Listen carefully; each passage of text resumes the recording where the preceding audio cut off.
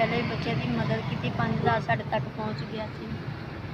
ते बेवा औरत आने आके रेहड़ी साढ़े को खरीदी जाए, असं उसका किराया देने 200-300 का किराया दे असं खरीदना चाहते हैं। तो असं रेहड़ी लैना चाहते पे 10,000 की कहते पे, वो घट नहीं करते पे।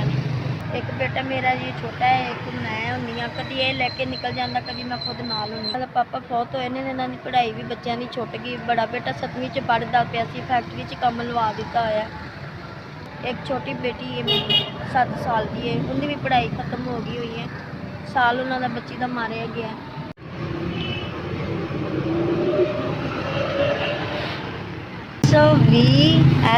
बहुत शुक्रिया। मेरे बेटे की 5,000 मदद की सी, तो हुण तुसीं मैनूं 20,000 रुपया दिता गया है। मियां तुहानूं तंदुरुस्ती देवे, अल्लाह मियां ज़्यादा से ज़्यादा दे।